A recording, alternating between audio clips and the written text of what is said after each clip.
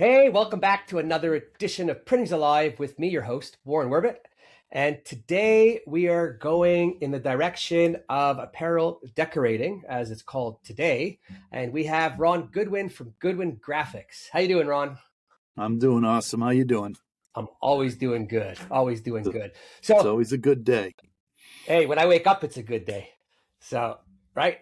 And okay, so before we go anywhere, I'm going to tell you how we met because it was actually, I thought it was pretty funny. I met I Printing was Unite. there. You didn't have to tell me. His humor starts right away, and just don't lose the humor because not enough people laugh in life, right? Other than maybe me and a few others all the time. So I go to Printing United. I'm all excited because I started the Print Whisper shop and T-shirts and everything, and I'm running around like a maniac, and I got cards to give out, and I didn't know Ron, and I kind of jump in front of him like I was doing everyone else, and I go off on my 1-2 minute spiel and don't ever let anyone get a word in. And then when I'm finished, he's like, "Oh, that's nice." And I go, "What do you do?" And he goes, "Well, I've been selling T-shirts for 50 years. And I kind of just went, "Oh," but that was just the beginning. What was amazing was, we started a conversation and then you took me around to meet everybody. I know nobody in the T-shirt world. I come from, everyone knows obviously from the other side of the print world. And it was just so enlightening and invigorating because I don't see a lot of people doing that anymore today, right? And it was just like, you took me around, you introduced me to people, and then you were going to give me a coin out of your pocket, right? The pay it forward. And I was just like, oh my. And then we're chatting after, and wow, honestly, great guy. Great guy. So I was like, how could I not have him on the podcast?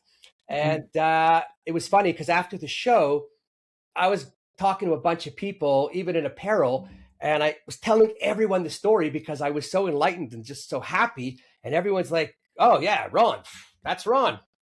Ron, I don't want to use the word legend because they use that after, but Why not? It's true.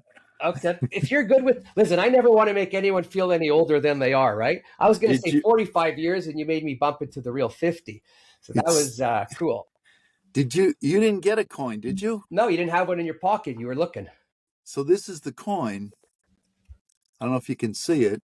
Yeah. Just don't shake. It says, "Today's a good day. Do good." Yeah. And there's a lot of people in the industry that have that coin, and it's not a paper card, so they don't throw it away. But right. So I didn't get the coin, but I got the screen cleaner. You got the screen cleaner, that's a legacy thing. We don't even do those anymore. And Ron put it on himself. I didn't even have to. So, and how could I take it off? So I take it everywhere with me, and I tell everyone the story all the time because that just was a great story. So yeah, I belong to a group called Shirt Lab Tribe, which is T-shirt printers from all across the country, and we have a call on Tuesday nights. And when I went on the call after the show, and one of the participants who has a pretty big shop down in Pittsburgh, Pennsylvania, said, "I don't know what you told that Warren Werbitt, but he's mentioned you in like 4 podcasts in the last 3 days." And I was like, awesome. Listen, but good people deserve to be mentioned. Right? Thank you. Because the world today, we're not going to get into it, but the world today is a little bit on fire, right? So I think anything anybody could do to soothe other people's souls and comfort is a good thing. So, okay. So I'm a newbie in the apparel decorating or clothing, T-shirt world, whatever you want to call it. But, and for me, everything is high tech today, and the e-commerce and everything's done on the computer, and digital printing. When did you start, and how did you start? Okay, so I started in the early 70s. We don't have that much time, just saying. So no, I'm kidding. We have as much time as you want. Okay, I'll wrap it up, and I'm still here, still standing. So if I can put my hand on it, I'll show you. I don't mean to be political, but I live in the United States, and it's, these are political times, but this is one of the first shirts we did. Oh my God. That's cool. And I would sell them on the streets. They're irregulars, and there were only about 2 screen printers in the whole Boston area, and I had one of them printing them for me. And then as I grew the business, I was a carpenter on an island off the coast of Massachusetts called Nantucket. It's all Oh, one cool. percenters now, and so I was selling T-shirts on the side, but I was a carpenter during the day. And then as I grew the business, I realized if I'm going to do this, I have to print the shirts myself. So I learned how to print the shirts. There wasn't any YouTube back then. I don't even know if there was cell phones back then. But so in order to learn how to screen print, there was Scott Fresner wrote a book called Making T-Shirts for Fun and Profit, and that helped out quite a bit. He's still around. He's a good guy. But you have to rely on the ink salesman to teach you like what kind of screens to use, the mesh, the tension, and all that stuff. And so when I started out, I was printing shirts in my parents' cellar, and I would use air-dried ink. And as I printed the shirts, I would hang them on clotheslines in the cellar. So my goal was to get the clotheslines full so I could take the rest of the day off while the shirts dried. And then eventually it got to the point where I bought a conveyor belt dryer, and that changed everything, because then I was able to print all day and ship them out right away. So, and that's when we went from the air dried ink we were using to plastisol, which is a plastic that when it reaches a certain temperature it congeals and it's done. Wow. So yeah, it's kind of like when I in the offset printing world and the duplicating machines and where it is today. So that was then. Today, it's a completely different world.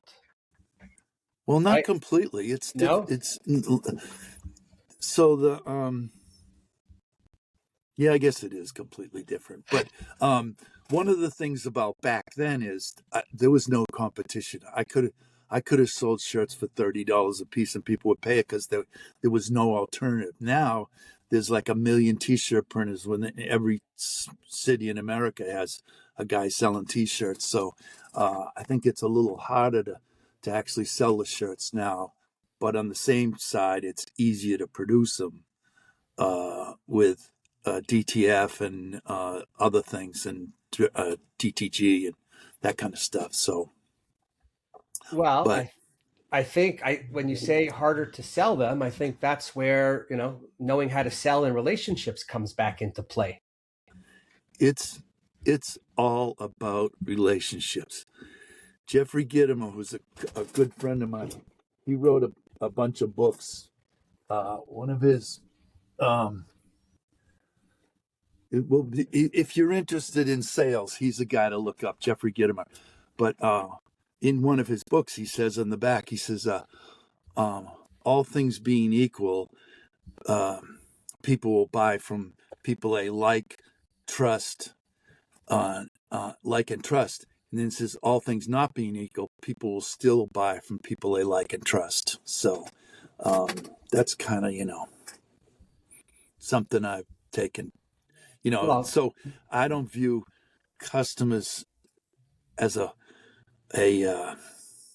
revenue source. I view them as somebody I have to serve. And so that if it doesn't make sense to buy shirts from me, I tell them outright. I says, you could, what you're trying to do, you'd be better off to go to the guy down the street.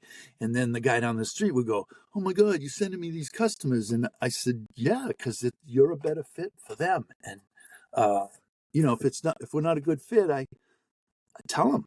and those customers are coming back because they appreciate Right. And a lot being of times real. people will come in and they'll go, well, my friends told me to come to you because you're the best and blah, blah, blah. And I go, oh, that's wonderful. And then, I understand what they want. And one of the things is that they'll say, oh, I just want a cheap T-shirt. And I'm like, why do you want a cheap T-shirt to represent your company? You're better off to buy a dozen good shirts that people will wear than 100 cheap shirts that people will throw away. And it's like, yeah, I never even thought of it that way. But I don't know. And then I say to them, there's no magic. Like the cheaper the shirt, the shittier it is. Why would you want that? But Oh, so on that point, it's the whole promo industry, the amount of shit stuff that gets sold in the promo industry, companies buying stuff to give away. I'm always amazed. And I say to people that I know in companies, I say, why would you do that? I said, here, actually, I don't have any shitty pens because when I get shitty stuff, I throw it out. I don't want it. Same thing when someone hands me a t-shirt that's a shitty t-shirt, shitty quality, that's going to give me a rash. I don't wear it. I also don't wear t-shirts that have a company's giant logo on it because I'm not paid to promote. So I tell people, I suggest smaller logo, people will wear it. When I did my t-shirts, I went out and I picked the best quality t-shirt that I could find, soft, comfy, like it's nice, fits on the arm nice. I can't help the stomach for people. But I made all my t-shirts the same brand. I'm not deviating. If I have to take $1 off, I'll take $1 off, but I'm not going to lose the quality for $1. Right. Because that's what people remember when they come back. Listen, we were talking about Bob Weir and the Dead. When I used to go to the shows way back, t-shirts were all silk screened. They were all great quality. I was just actually at Joe Russo Almost Dead in Vermont in July, and a guy was selling some t-shirts, and I bought one's a Pigpen t-shirt and another Dead shirt, and the guy $20 each because he did them at home. It wasn't a big profit maker. He goes, if you buy 2 shirts, I'll give you a hot dog. Nice. Right? Only at a Dead show or at a Dead-like show. Yeah. And everyone likes their shirts. And today, the t-shirt business, part of what I got into it was I saw it was like $45 billion and growing. Aside from the fact that I buy 50 t-shirts myself between fishing and concerts every year, I figured, hey, why not get into it? And oh my God, I'm only 90 days in it, maybe, like since the store's open. I'm loving it. I'm loving it. So in your shop, what exactly do you do in terms of what kind of printing and what's your strength? We do screen printing and we do direct to film. And we sell promotional products on a limited basis, but if it makes sense. So originally we were all screen printing 100%, and then over the years we've in the last maybe 3 years we adopted DTF. So that's been pretty successful. It's good. It works. So for people listening, can you just describe silkscreen, DTG, DTF? Oh, I'm sorry. Yeah. So silk screening is when they make the screens. You push the ink through the screen. Primarily, the ink is a plastisol, but there are companies that print with water-based inks, and so you have to make the screen, set up the press, and do. It's great for. So if you came to Goodwin Graphics and you do less than 144 shirts, then we would recommend direct to film, which is direct to film it's like your grandfather's heat transfer, but it's not. It's totally different. It has industrial adhesives built into them. They're guaranteed to last 50 washings. You can get unbelievable detail. The hand is better. It's just it's changed our business, and I think it's the thing between those two is what you're wearing, which is a DTG, direct to garment, which would be similar to putting a shirt through an inkjet printer. If you could stuff your shirt through the inkjet printer and inkjet print, that's how that works. And that's a good system for single shirts, but it's not for volume. It's not good in quantity. So let me ask you, like I'm just doing like slogans. Are they doing direct to garment with full blown design as well? Oh yeah. And that's good. So I have a t-shirt. I don't get involved in direct to garment, because when it first came out, there was a lot of challenges with the ink drying in the print heads, and you had to have a controlled environment, and you had to run the press every day. So typically, there's a few people I know who've made money with direct to garment, but most of them moved away from that. So I kind of I didn't take the jump into direct to garment. So I went right from regular traditional screen printing to direct to film. But there's also big cost differences between the silk, the direct to garment, I guess, if you're doing volume and certain equipment, right? And then to the Right. So when you say the film, that's like the transfer that you iron on. Similar to that, but what it is it's digitally printed, and then it's screen printed backing with, and then adhesives applied. So it's like and this is all done like with computers, so it's microscopic. Here, I'll show you one. Hold on one sec. Okay, cool.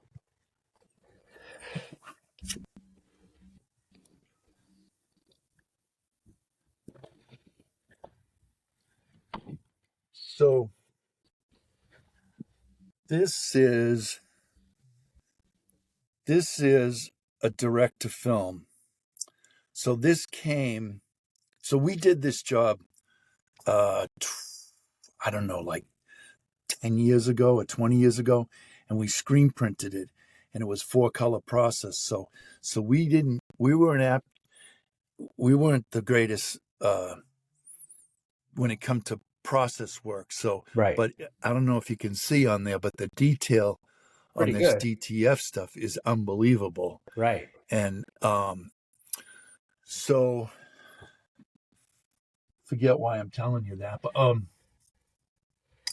but there are people that insist on the screen printing because they like the idea that it's old school, and it's and I think there's some resistance. They think that the DTF's going to wash off, which it doesn't. I've had one shirt come back in 3 years. So, but a lot of my some of my close friends heckle me because I'll be telling them about super color, and they're like, "What's with the super color?"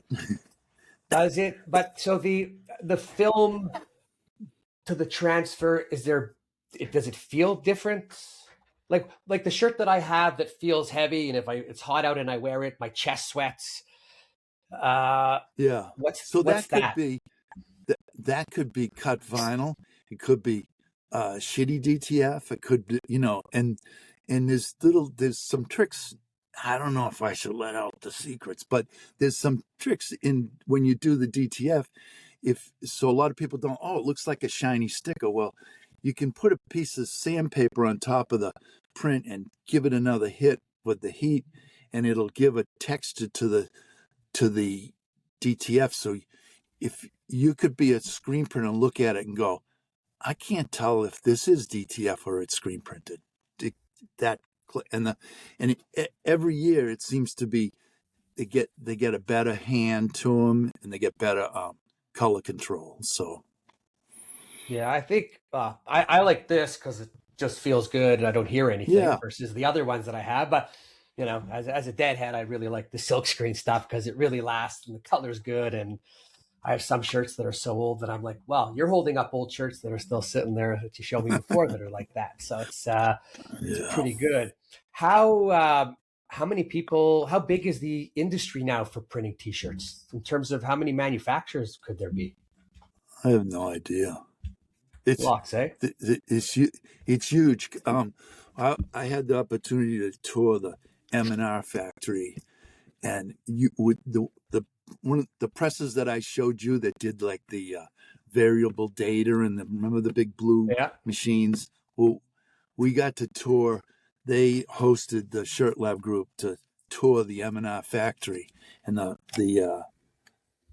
the conference was about integrating artificial intelligence into your business, but because we were at M&R, we got to see the whole factory, and it's just mind-boggling because it's like the factory's literally miles long, and they're building these machines that print out thousands of shirts a day, thousands of them, and they're all over the country, and it's just, I don't know, it blows my mind because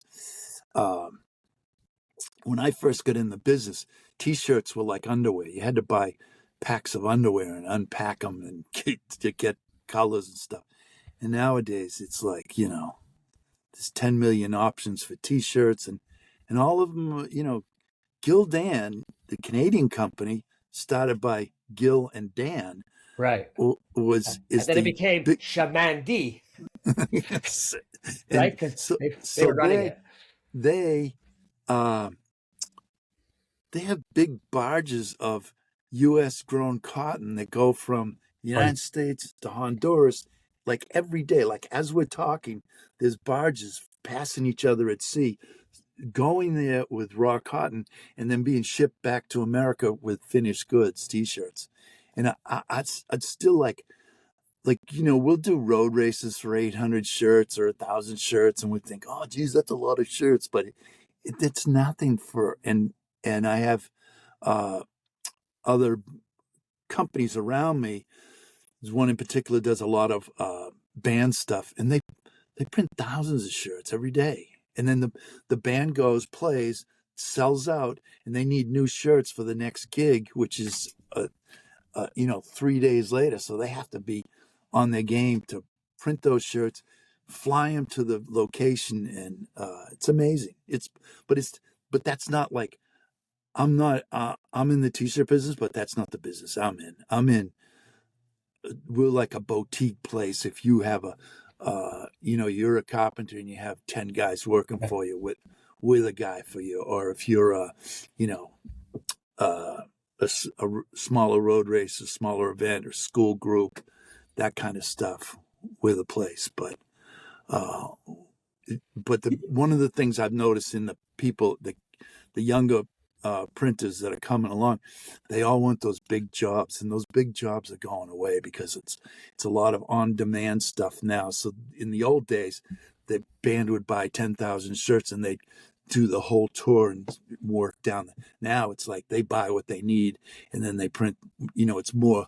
So it's good for the economy because they don't have to travel with waste. them either around the country. Right? They just pick them where they need them. Yeah. No. It's first of all, concert T-shirts are now $60 plus. Right? And you know who makes the money?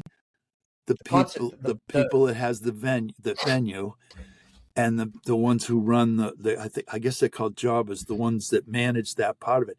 The people who print those shirts, they don't make shit, and the band doesn't make shit, and a lot. Well, actually, what I've noticed, because now that I'm in the T-shirt thing, I'm always looking and talking to people. At the bigger venues, it's a little different. When I go to the smaller venues, the band people are setting up have a person doing their own T-shirt thing or merch stuff. So I think it varies. We do a shirts for a band, it's a Aerosmith tribute band called Draw the Line, and they manage their own thing, and they make money because they're able to mark the shirts up a good amount, and they get all of that money. They don't have to split it with. Yeah, they should. Yeah, absolutely. But listen, I noticed that first of all, I'm like I have no inventory because I do it on demand, which is pretty cool. But I'm also able to have like 200 designs on the platform in the store, change them up and move them around. And I'm not. I think so far the biggest amount of shirts I've sold was 20 to one company, because they liked them and then they asked me to put their logo on it, which was great.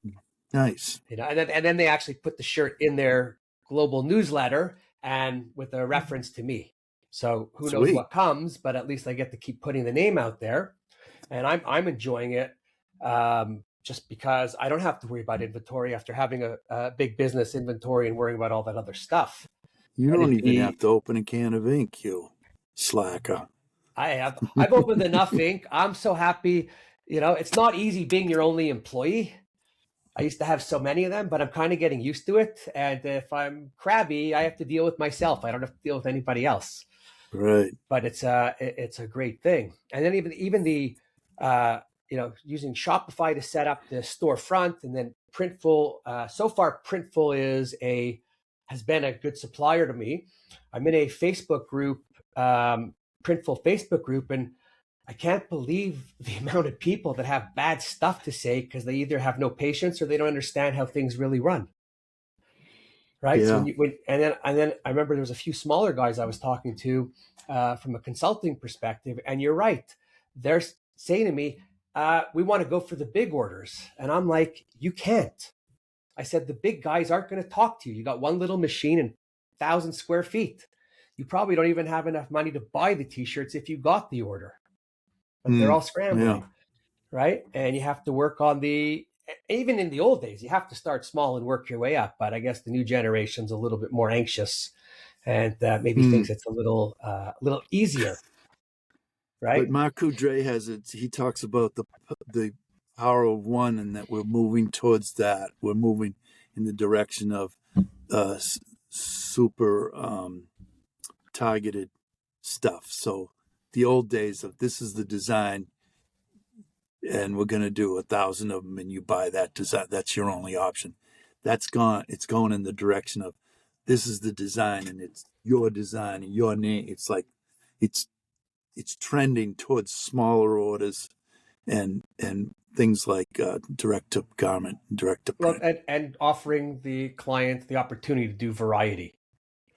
I just hope, because same thing on the commercial or the digital, the print side is, I just hope that the people doing all this are smart enough to keep their margins right.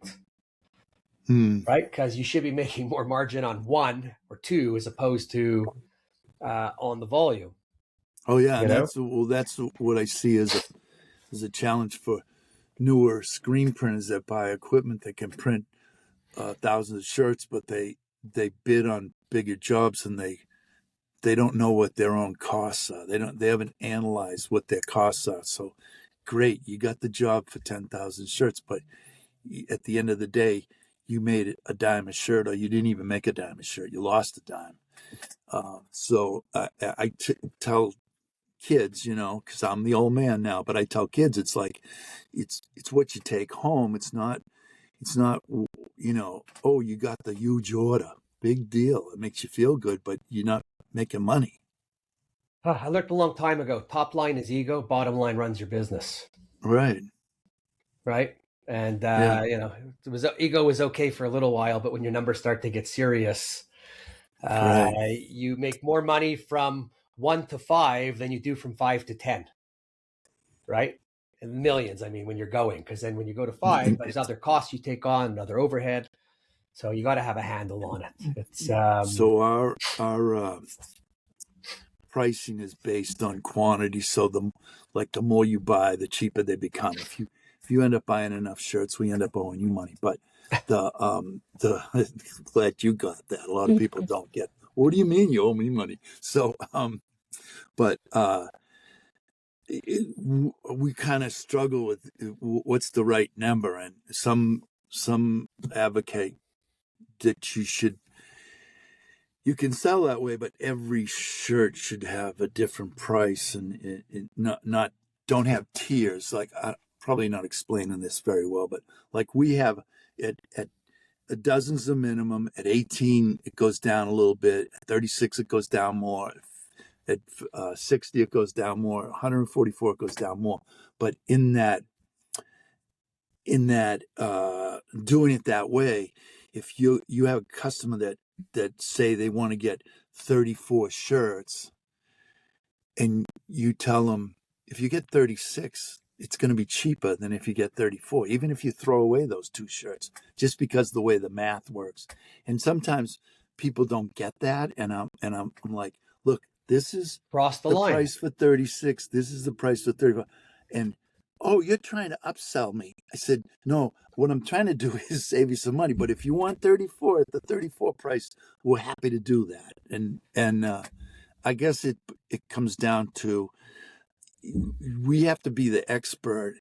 So when they come to us, they don't know about T-shirts, and we're still learning about T-shirts. But the first hurdle is for them to understand that they can trust us and that we're experts versus I'm just trying to sell them something.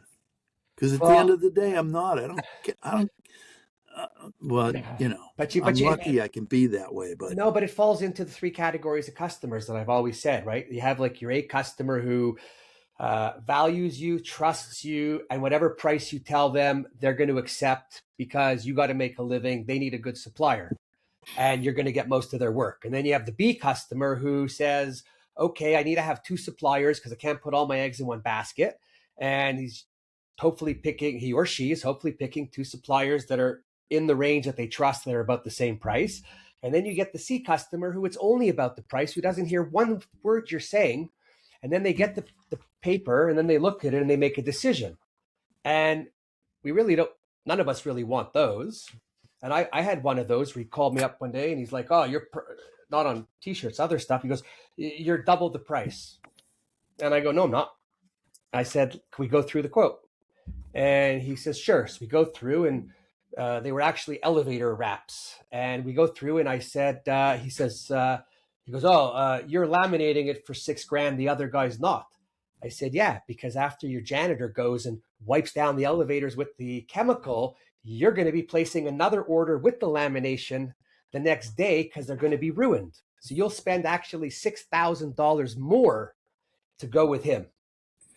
And I almost had to like hold him and slap him around until he got it, because he thought I'm trying to pull one over on him. But that's the C customer. I got the order, but the effort you had to put in.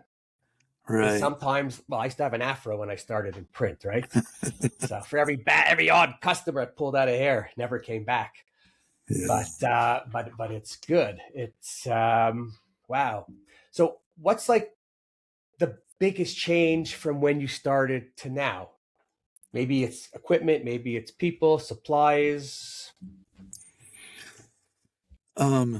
Well, now I'm a very small shop. There's 3 of us and a couple of part-timers. So it's, there was, back in the day, I'd have 5 or 6 employees at least.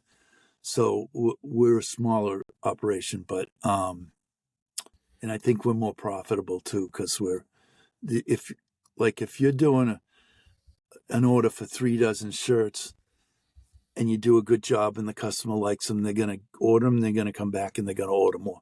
If you're doing an order for 250 shirts, they might put it out to bid and buy them from someplace in the Midwest and then find out they're not the same, and then they come back and, there's that little dance. But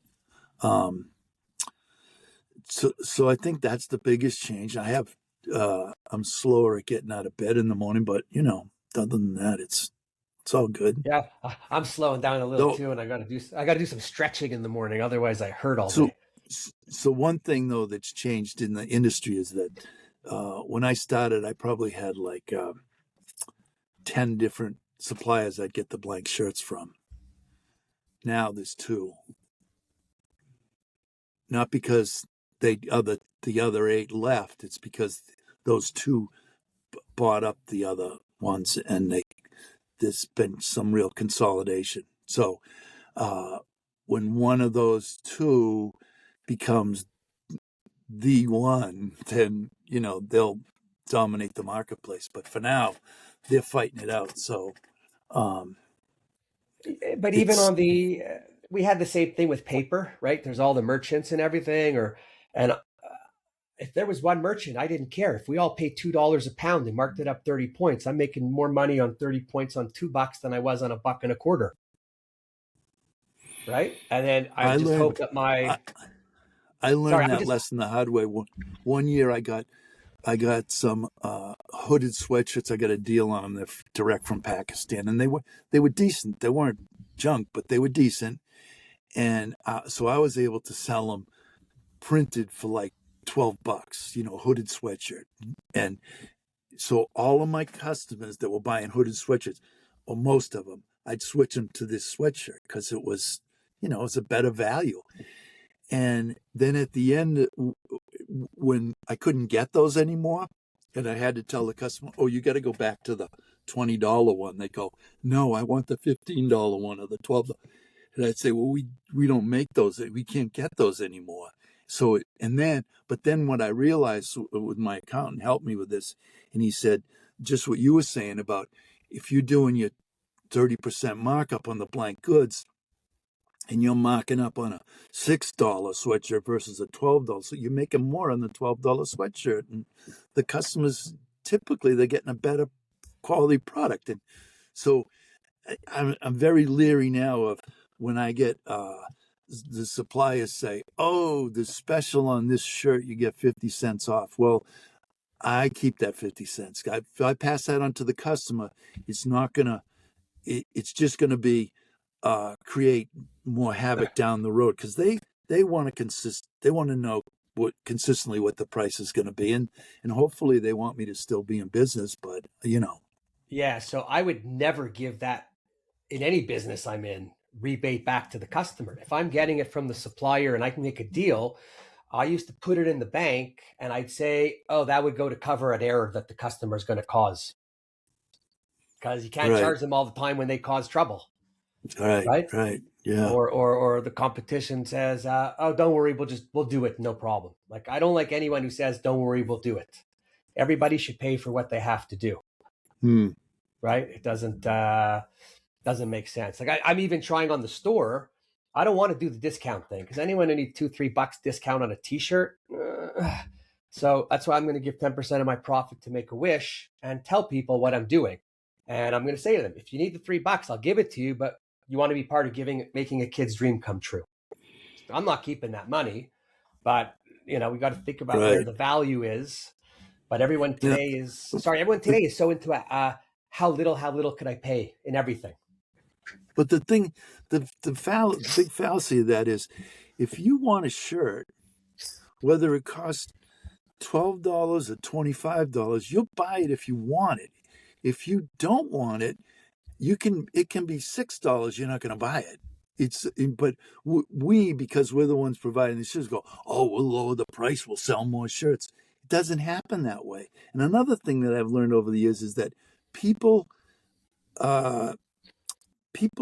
kind of judge value based on price, which I'm trying to explain this. So if I showed you 3 t-shirts and I said, this one's $5, this one's $10, this one's $15, which one is the better shirt? You're going to naturally say the $15 one. And you go, how do you come to that conclusion? Well, it costs more, it must be better. And so it's kind of a mind thing, because at the end of the day, who knows what shirt is better than another shirt? Like the Bella Canvas shirt is better than the Gildan shirt, and you know that because you're in the business. But if you're not in the business, you have to rely on the experts that you're dealing with, and if you're not dealing with an expert, that's your fault. Yeah, listen, when I happen to love t-shirts from way back when, and I'm stupidly picky. This is a half-inch wider. I can't wear it. The air's coming in. It's too loose over here. It's a medium, but the shoulder seam goes over here. Guns. I can't take it. No, or how many shirts do you put on where the seam over here is in a funny place and you're getting a point over here? Yeah, right. Like I don't want a square shoulder. Yeah. So I mean, there's Hanes used to make a beefy tee, which I thought then was the best shirt. Probably not the same as it was then. Gildan, there was still some up good there, ones, but they stopped. Hanes got bought out by Gildan. But yeah, but I hope the beefy tee has got 1 year on me. They celebrated 50 years last year. All my good dead shirts in the 80s were all Hanes beefy tee, right? But in general, people get what they pay for. So if you want a nice print because a person's using a good machine, you got to pay for it. Nothing's free. Right. I remember selling people some whatever I was selling, and they go, "Oh, you got to do better on the price." And I'm like, "It's $900." I said, "I'd make $127. How much would you like back?" And they go, "That's all you make?" I go, "Well, look at your business. What's the hard cost on the goods that you?" Oh, I guess you're right. When I get asked that question, if I could do better on the price, I go, "Yes, I could raise the price, but that wouldn't be fair to you. Turn it around." Right. You Could I know? do better on the price?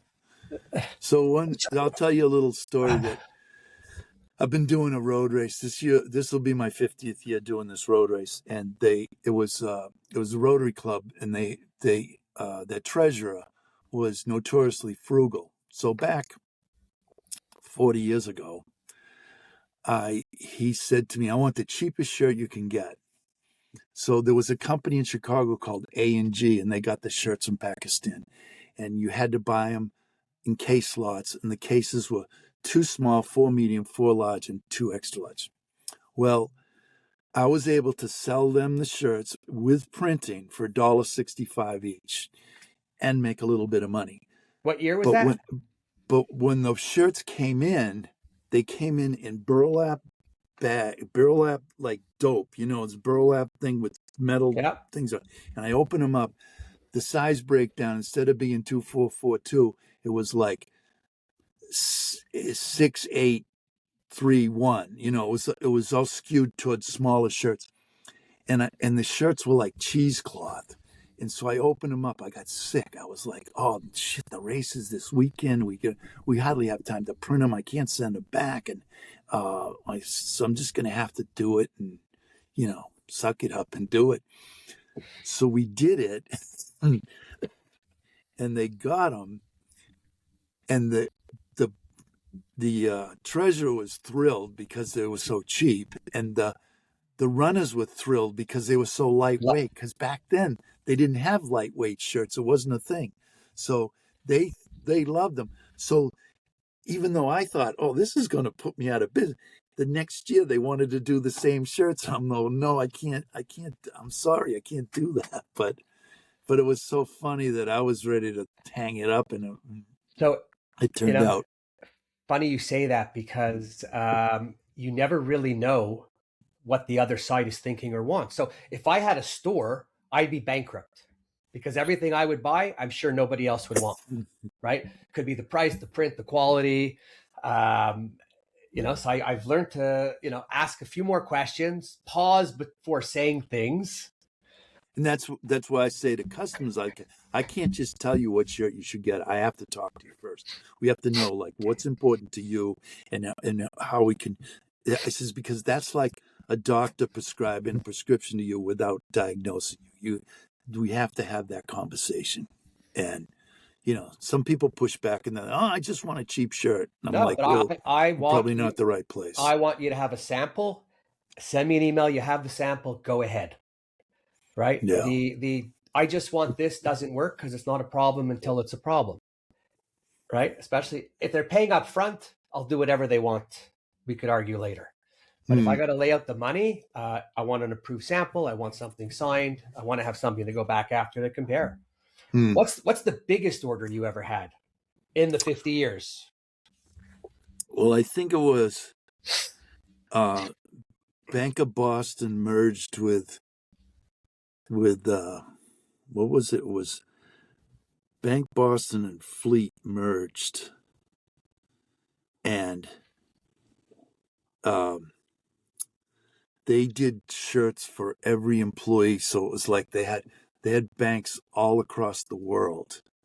So it was like, I think it was maybe 40,000 or 30,000 shirts. And I obviously couldn't print them all myself, so I had to get people to do them for me. And one of the things was, back then we used to get half down and then the balance after the job was done. So I'm working the numbers, and so I called the bank and I said, listen, in order for me to do this job, it's the middle of summer. I have to, I have certain credit limits with my suppliers. I'm going to have to borrow money from a bank. And because you are a bank, it wouldn't make sense to me. So I can give you 2 prices, one where you pay me up front, and the other one where I have to borrow the money from another bank. And They must have been laughing. And he goes, he understood, and he wanted them all done in 2 weeks. And I'm like, there's no way I can get them done in 2 weeks. I can get them done in 4 weeks, but I can promise you we'll get like half done in 2 weeks and the balance done in the 4 weeks. And he says, if you can promise me that, I'll send you down the check today. And he sent the courier, sent the check. It was over $100,000. It was a lot of money. And I got the check and I was like, holy shit, maybe now's the time to leave town. But so I had to employ contract printers to print the shirts for me all around Boston. And one of them told me, he says, you got to take this shirt to the bank and have them sign off on it. I said, we don't have time for that. Here's the artwork. Here's the PMS colors.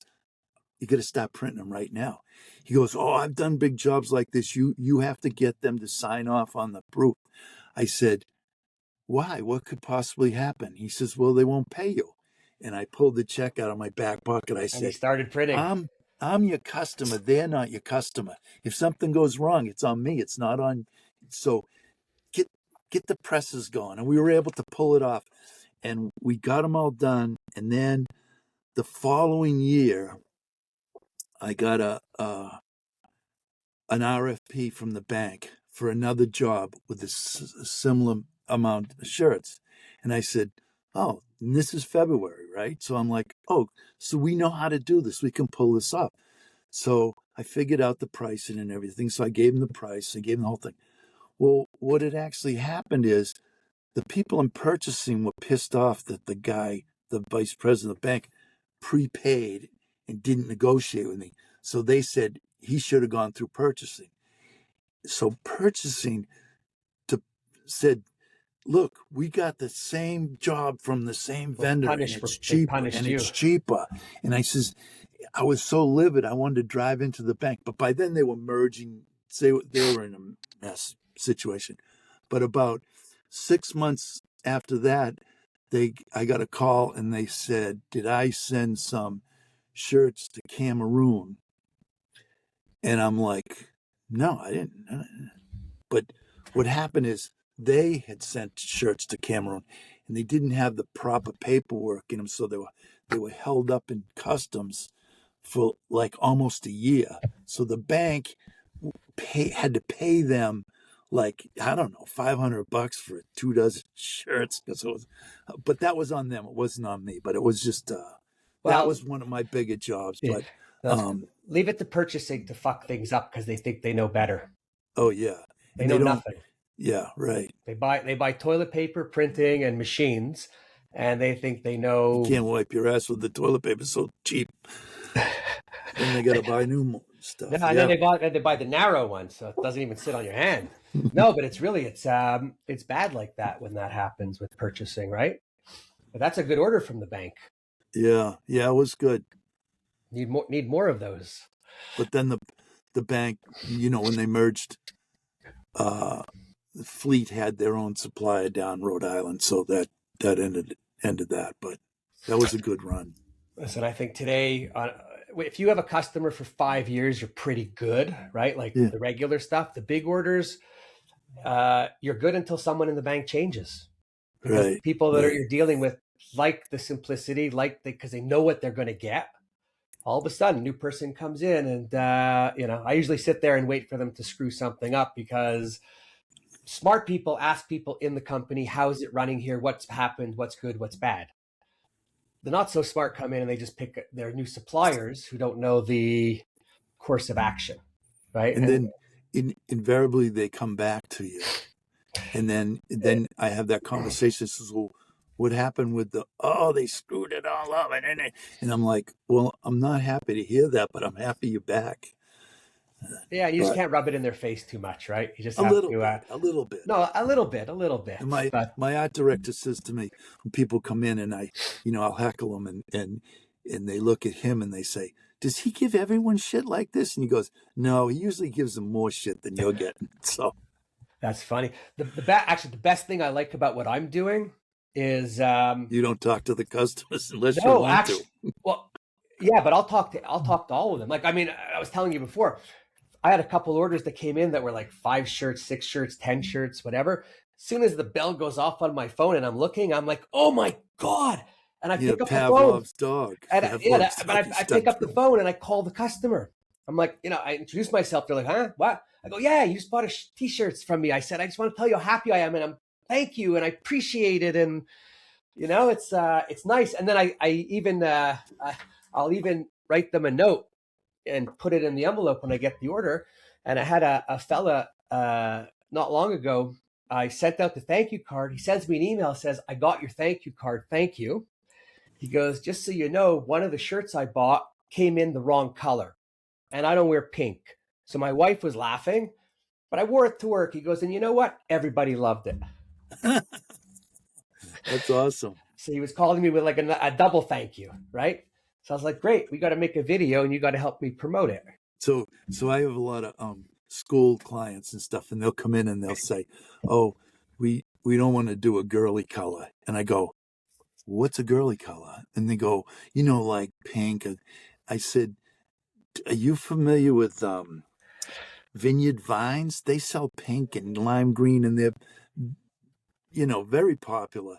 And I said, but more importantly, you're teaching kids, like, you should be breaking down that kind of bullshit that there's girly colors, and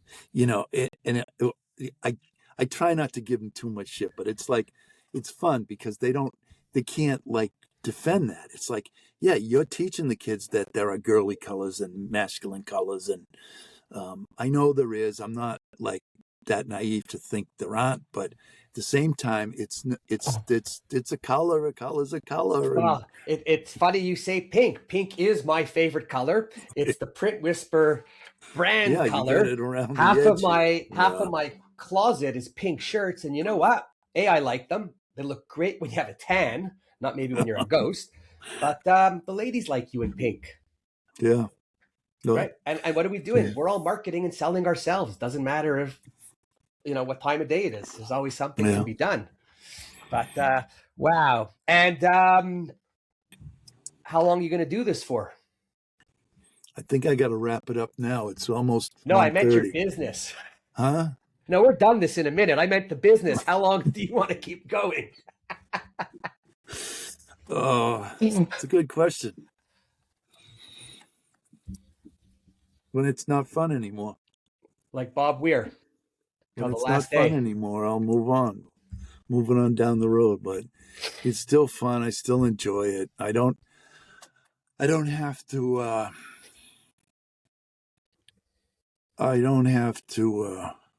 worry about a whole lot.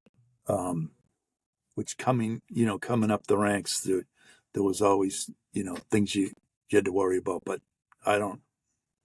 Listen, when We you're still building, have hiccups, and there's still jobs that go south and that kind of stuff. But basically, it's mostly fun and pleasurable, because when you do a good job for a yeah, right. And I get to, so most of our jobs are pretty small. So when they come in and pick up the shirts, they're like, "Oh, these are awesome, and thank you so much," and blah blah blah, and and then they send their friends in. But there is nothing better than having a client be excited, tell you how excited they are, and just be grateful for what they have. yeah, Those are the best customers. and a So, lot of shirts we do are for good. They're for good. So this one was on my desk here. This is for the fire out in Hawaii, yeah. and they did, they had a lot of sponsors, and they did a bunch of shit. They raised a lot of money to support that fire. And we did a thing for to support Ukraine, and we have a Shopify store. It's not as active as it once was, but we raised I think $40,000 Good for you. for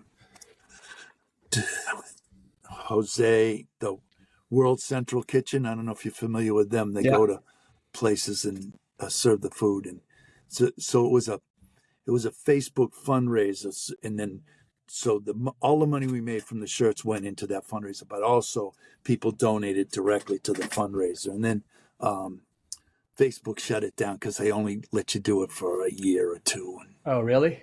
yeah, but then Anyways. and then I'm patting myself in the back here. I apologize, but we started a socks for good program where we donated socks to anywhere in the country. We would donate 150 pairs of socks for $150, and we would ship them directly to the.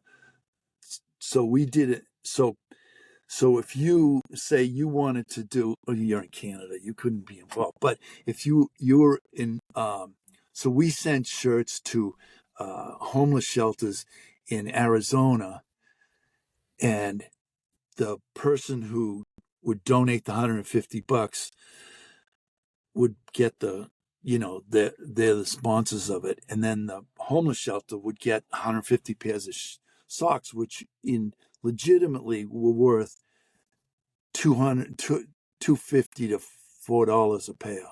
So it was a win for everybody. So it only cost us, I think it cost us like $25 just to help cover the to make the numbers work, so the 150 would work out. It wasn't a moneymaker, but we ended up getting, and we did it through, I think it was Alpha Broda, because they'd give me free shipping over $150.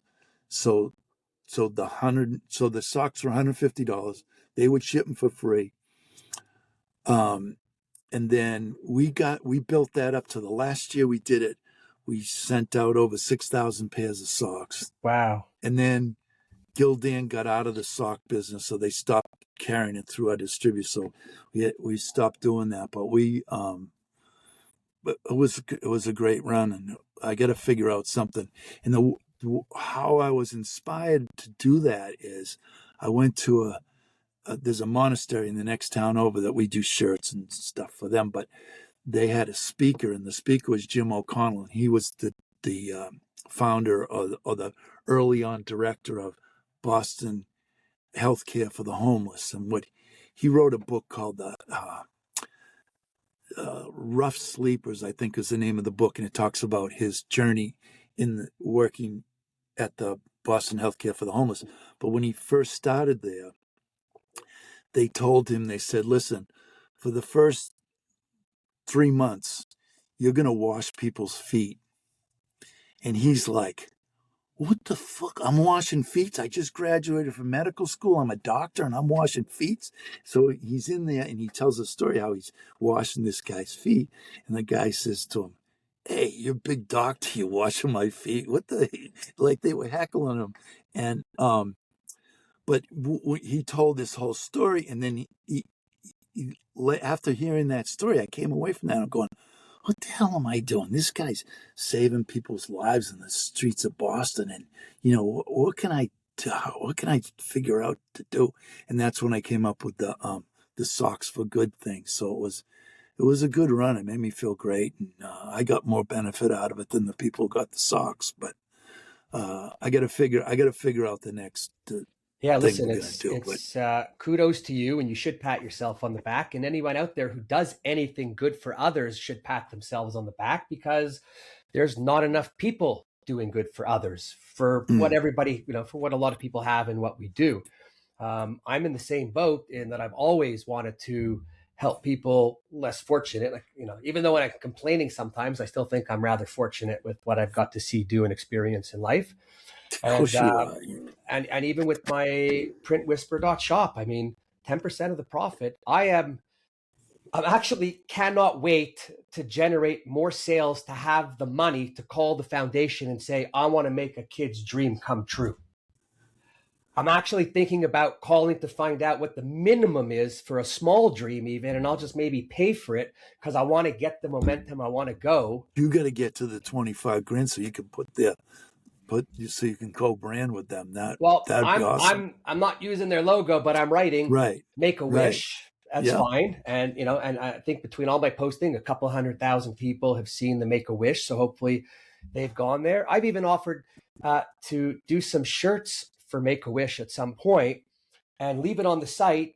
And kind of like your Ukraine, every penny of profit from those will go right directly to Make a Wish. If we could help, we won't get into it, but the world's in such a shit place. Kids today need every chance they can to have at least a good advantage, a good running chance. That's what I feel. So we're going to end it on a good note that we like to do good for people that are less fortunate. We're hoping people, if they made it this far, are getting ideas on what they could do to help out some other people that are less fortunate. Today's a good day. Do good. Every day is a good day. Do good, right? Every day I wake up is a good day. So that's good. Yeah. So, I want to just thank you for, again, I'm always going to thank you because I think you're awesome, but for taking the time coming on and just sharing some of your experiences with us and what it is. Anybody listening, you need shirts, call Ronnie. Don't call me. I'm just a middle guy. No. If you want one, you can call me, but anything over one, you got to call Ronnie. You want fishing shirts, you're going to call. So the fishing shirts that I bought from you went to my daughter, this daughter here, who's now 35. Cool. And her and her boyfriend are big time fishermen, so they were psyched to get them, and they promised me they get a picture holding up a fish wearing your shirts. So yeah, no, what I think is, first of all, I'm super appreciative of that, and I love people who fish just because I fish, but I think it's even cooler that the guy who's been in t-shirts for so long bought some t-shirts for me to give as gifts. Beautiful. So folks, thanks everybody for always listening. Anything you want to know, reach out to me. If I don't know it, I'll find out about it. And keep listening. And any of you in the industry, if you see me at Long Beach or you see me anywhere, be sure and stop and say hello. I can tell you that when you stop him, he's going to give you the time. All right. Ciao, everyone. All right.